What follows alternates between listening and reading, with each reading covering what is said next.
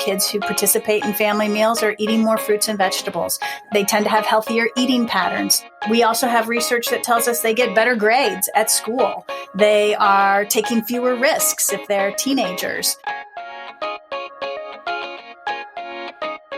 Welcome to the Good Clean Nutrition Podcast, where healthcare professionals and health-minded consumers are provided with practical and helpful nutrition information on current and trending topics from subject matter experts.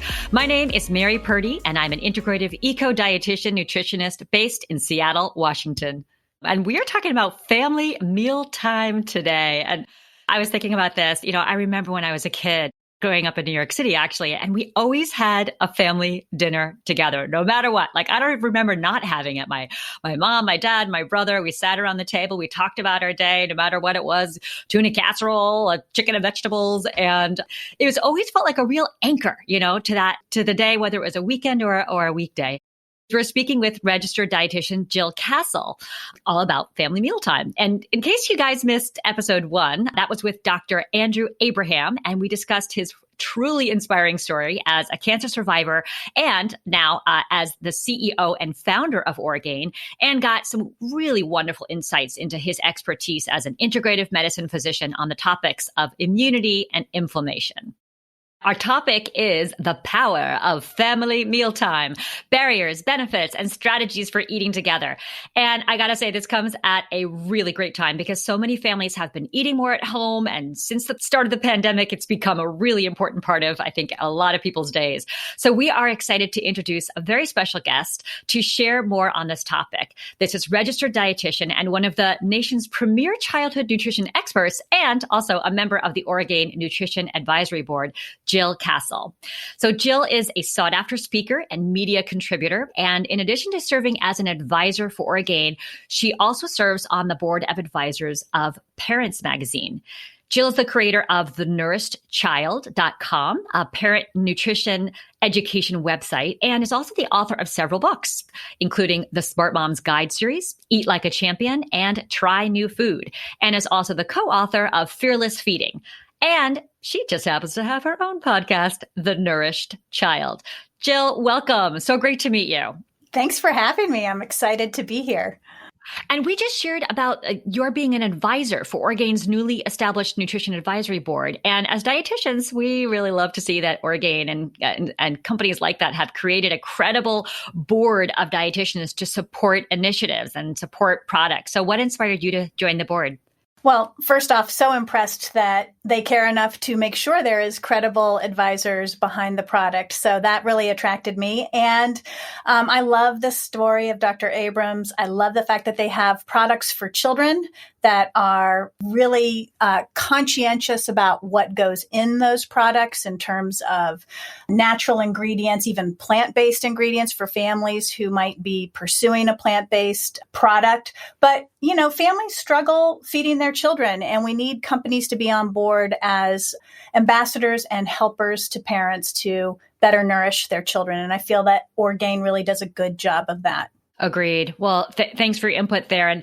And today's topic is actually really interesting because it's all about family mealtime and the impact that this has on children's eating habits, and also how that affects their nutritional intake all the way into adulthood. So I'm curious for you, what sparked your interest in child nutrition? I'd have to say it goes back to my internship as a dietetic intern and doing my 2-week rotation on the pediatric ward.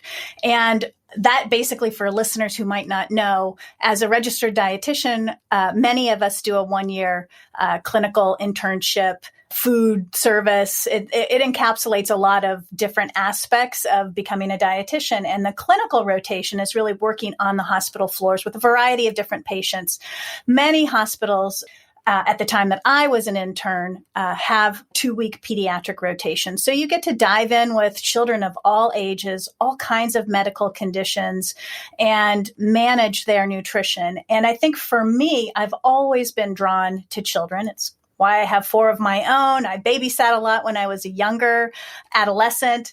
But what really struck me in my pediatric rotation was that children are not unlike adults in that they experience nearly every medical condition that an adult might experience. They experience cancer, they experience heart conditions, they experience diabetes, they have all kinds of medical conditions like adults. Yet the difference is they still have to grow. They still are developing their food preferences. They still have nutrient requirements so that they have those strong, healthy bones, and they've got smart brains when they grow up. And so for me, it was so fascinating to combine all this clinical management with nutrition and marry that with this pediatric population is constantly changing. Like the nutritional needs for a baby are so different from those of a toddler, which are different from a child and of a teen. And so the challenge professionally and personally, and then the joy of working with children who are so upfront and not manipulative for the most part. They're really just pure and sweet, and you get a straight up answer, and you're really helping them form their attitudes, their beliefs, their habits. There's just so much potential in working with children. And so that's what attracted me. I think I can understand why you've written a number of books on this topic. Clearly, you've got a little passion in you around this. I do.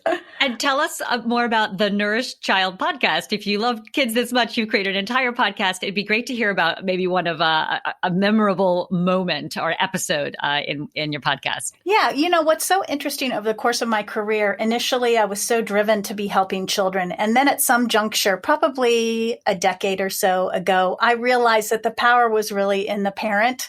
And so I kind of shifted how I thought about my impact with families, and the Nourished Child podcast and really everything that I've been doing for the last decade or so has really shifted to focus on parents. And so the podcast is all about, making feeding and nourishing children easier. So that show airs every other week, so bi-monthly for the most part. And I toggle between just solo shows where I'm giving tips and tricks and practical solutions for parents to put into place in their own homes, or I'm interviewing experts on a variety of topics. For example, I have a show coming out on the infant microbiome pretty soon, and I'm interviewing Julie Minella tomorrow about flavor preference development. So many interesting things that are going on in child nutrition that parents might not hear about. And I'm trying to bring those topics to them through the podcast.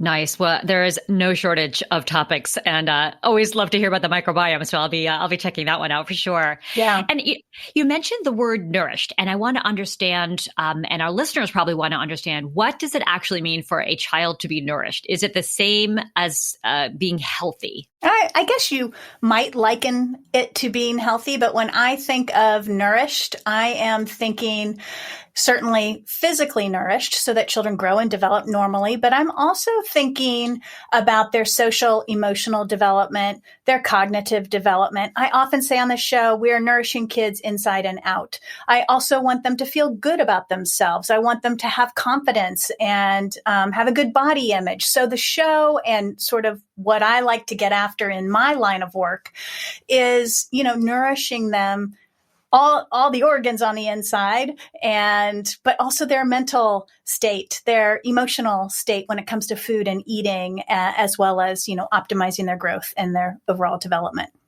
Yeah, it's such a nice holistic approach, really looking at that all the different things that make up what a healthy child or nourished child could look like. And it sounds like you've got just incredible resources as well. Yeah, I think a lot of parents also get confused. They get stressed out about what's good for their kids and their specific nutritional needs, and they're trying to figure out this and that. And I'm curious if you have a question that you hear a lot from parents in your practice.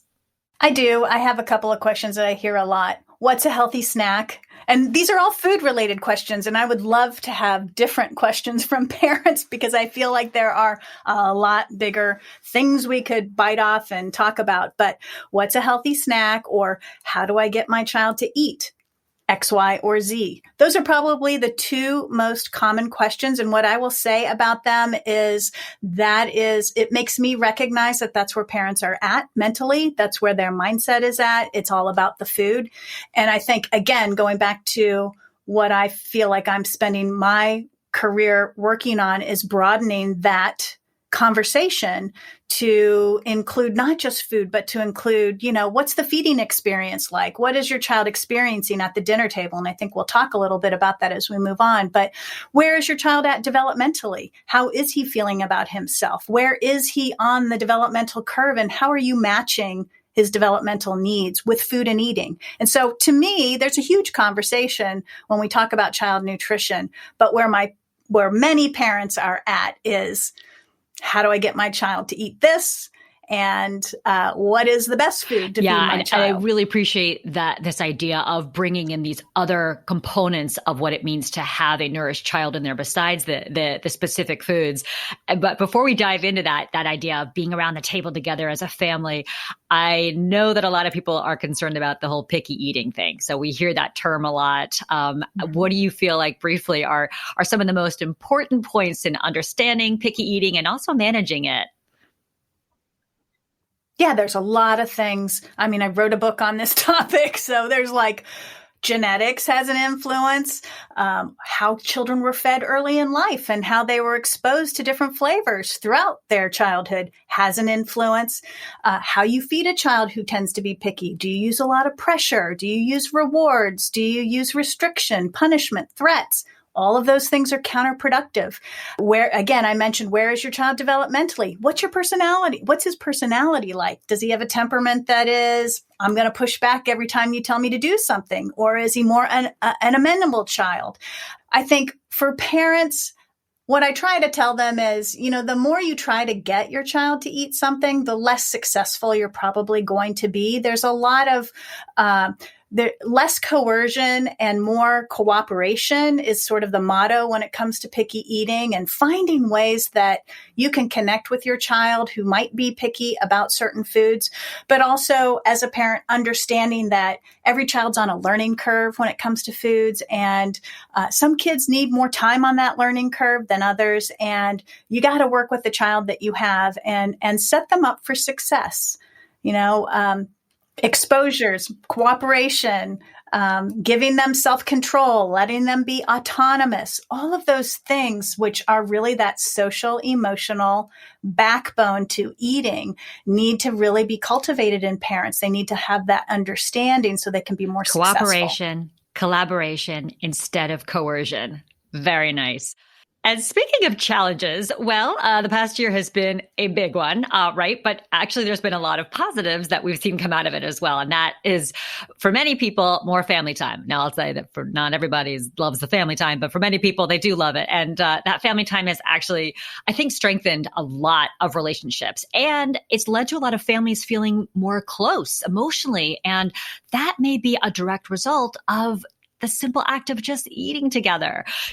My husband and I, we don't have kids, but the two of us do sit down for a meal almost every single night. And we really take that dedicated and intentional moment to think about our connection to our food. And that comes as expressing gratitude to everybody who brought that food from the seed to our plate. So the land, the growers, the harvesters, the people who transported it, the people who cooked it, which maybe was me or my husband or somebody else. And so that really feels like a way to strengthen our own relationship to each other, to our meal, and to the food system overall. So share with us a little bit about the benefits of this family meal time. So there's actually been quite a few studies on family meal times and, how frequently we should be having them, who we should be having them with. Overall, most of the research again tells us what you just mentioned, is that we are strengthening communication, cohesiveness, and connectedness amongst families when we bring everyone together around the table. That is under the supposition that that environment is a positive environment, right? Because we can have family meals that can be very negative for children, and we don't want that. That's not going to necessarily produce those benefits that we see in the literature. Some of the other sort of non-social emotional benefits that we see are things like eating more fruits and vegetables. Kids who participate in family meals are eating more fruits and vegetables. They tend to have healthier eating patterns. We also have research that tells us they get better grades at school. They are taking fewer risks if they're teenagers. They are less inclined to have mental health issues. Again, a lot of the research around family meals suggests that not necessarily the more the better, but I think we can glean that the more the better is a good thing. What we know about frequency is about 3 times a week seems to be sort of that magical frequency that shows these types of benefits. 5 times a week, there's literature that shows 5 times a week as well.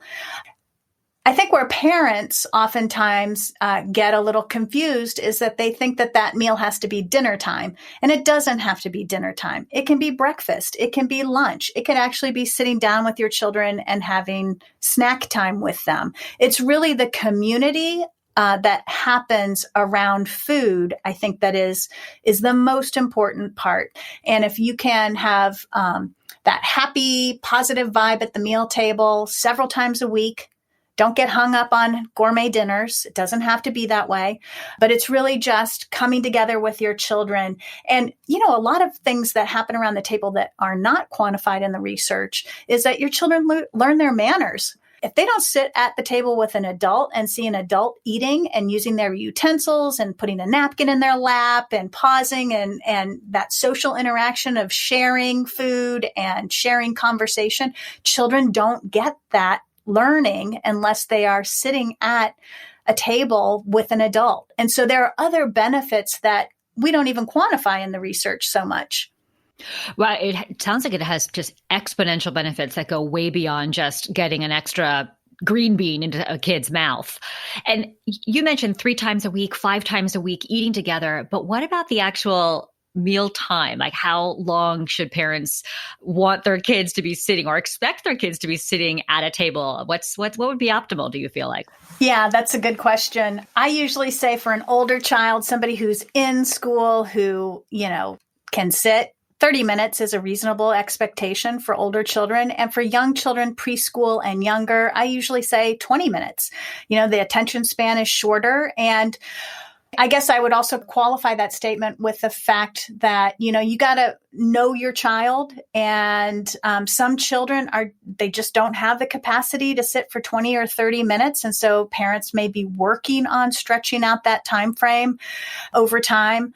But yeah, having those reasonable expectations is important for parents, because if you have a toddler sitting for 30 minutes or 40 minutes for a mealtime, I guarantee it's not going to be a positive experience for that toddler. And so then, parents need to really think about how their child is responding to sitting for long periods of time at the table. And that leads me to my next question too, which is how can parents help to get their kids feeling more focused or less rushed at the mealtime, since that seems to be an area where people can either just rush through their meal in 5 minutes or have a really, really unfocused experience. What's your advice around that? I think keeping the conversation going, coming to the table as an adult with some questions in your back pocket, some daily events, some standard, sort of conversation starters that you can do with your children, and calling out your child's name. I know that sounds so simple, but hey, Marty, how was your school day today? Like, really being very direct to children. That keeps them engaged and can keep them, sitting at the table for a little bit longer. Ask questions, talk about what happened in their day. Ask, would you do this or would you do that in this situation? There's lots of things that you can ask and involve children with in terms of the conversation. Again, it goes to, know your child. If this is going to feel punitive to your child, then it might not work. A sticker chart for sitting at the table might work for a child. So understanding the child that you're living with is very helpful. But yes, for preschoolers and toddlers, that timer, it's a very black and white thing for them to experience. And if you think about toddlers and preschoolers and even very young school-age children, they're very black and white thinkers. So whatever techniques you use to extend that time at the table, you want it to match their cognitive abilities and the things that drive them. So developmentally, a young child is it's right or it's wrong, it's yes or it's no, it's black or white. And so a timer is very concrete, right? I got 2 more minutes and this thing's going off and I'm out of here, right? That's very easy for a toddler or a preschooler to understand. An older child might be more motivated by, a star chart or a sticker chart or something along that line. And then as children get even older, just setting the boundaries. You don't have to eat at this table while you're here. If you don't want to, you don't have to, but you need to be here with us. This is a family event. Treating it like an event, I think, is a key as well. Not as a chore, not as I have to do this. This is such a drag. That parents feel that way. And I get it. Believe me, I had all 4 of my kids home for the pandemic for 11 months. Dinner got to be a drag. Making dinner got to be a drag, right? But I think there's a mental mind shift that can happen and just embracing that this is an event. This is a family event. So if you were going to a family wedding, you would get all gussied up. Everybody would take it seriously. Everybody show up and be on their best behavior. Same thing for family dinner. Just it's an event. This is something we do most days of the week. And this is the time we can all come together. Nice. And hopefully that's not with everybody on their cell phone. Sitting there exactly. Well, that's a boundary. That's a big boundary. That's for adults as well. We've got all these benefits of eating together. We also want to make sure that kids are hungry enough to actually eat at those meal times so they aren't overly distracted. And snacking trends are really on the rise, especially since kids have been home a lot more often. I had a dear friend of mine say that one of her kids basically is looking for things to do. And what's to do? Well, there's snacks in the kitchen. That's something to do, right? So what do you say to parents who are struggling with setting limits around those snack requests that come throughout the day? So I often in my work teach diplomatic feeding, and diplomatic feeding is really based in setting up a structure, having boundaries, and guiding your child to make choices. So structure is really that timing and location of meals. So breakfast at 8, lunch at noon, dinner at 6, and it's routine and it's an everyday occurrence and it's not negotiable. It's not a question of whether it's happening. It does happen every day. That's your routine. That's your structure around food and around eating. The boundaries are how you keep that structure in place. So the kitchen is closed is probably one of my favorite boundaries. My poor children learned that slogan very early in their lives. And they knew early on that we would have breakfast and the kitchen was closed until the next time to eat. So that basically means nobody comes into the kitchen to help themselves in the pantry, to help themselves in the refrigerator, that there's no eating going on during that closed period of time. And when we talk about sort of that structure of meals and snacks and the timing in between, the 2.5 hours to 3 or 4 hours in between meals and snacks, those are really physiological correct timings for most children. So it means that physiologically, they're not really getting hungry after having a meal for another 2.5 to 3 hours. And so maintaining that sort of space in between eating sessions really helps children tune in better to their appetites and eat in a regulated manner. But in order to preserve those times in that space, we have to be strong with our boundaries. We have to have a system set up to encourage our children, ask first before you help yourself to any food, right? You have to ask an adult. We close the kitchen in between meals and snacks so that there's no roaming and foraging in the pantry and helping ourselves. So little boundaries like that really help children understand the system within the home. And when they understand the system, they operate better in it. Excellent. Well, this has been a feast, a veritable feast of information, Jill, that I think parents and caretakers and folks who work with kids, and maybe the kids themselves, if they're listening, are going to really, really, really enjoy putting into play and practice. So any final words about Mealtime and anything at all that you want to offer our listeners before we wrap up here? I would just say that, at the end of the day, now being a mom of 4 grown children, at the end of the day, I can tell you what my children remember are those family meals, the hilarious laughter we would have at the table, the serious conversations we would have. Sometimes, family sessions on we are resetting boundaries, or we are, righting wrongs. We are apologizing for behavior. I mean, whatever family things would come up, from really fun to really serious, mostly happened at the table. And that's what my kids remember. And I know that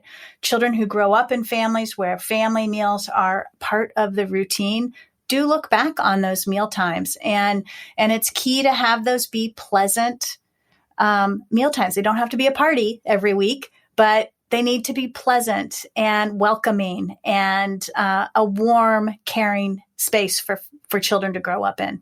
So I would just encourage all the listeners to do a family meal tonight. You heard it here, folks. Family meals bring the family together. And hey, you might just solve a couple world problems around that dinner table. Thank you so much for your wonderful, thoughtful responses and time today, Jill. We've loved having you. You're so welcome. I've loved being here. We look forward to having you join us for future episodes of the Good Clean Nutrition Podcast, sponsored by Orgain, where we'll interview more subject matter experts on a variety of health and nutrition-focused topics. To stay up to date on the latest episodes of this podcast, be sure to subscribe on your favorite podcast platform. That's it for now. Thanks so much.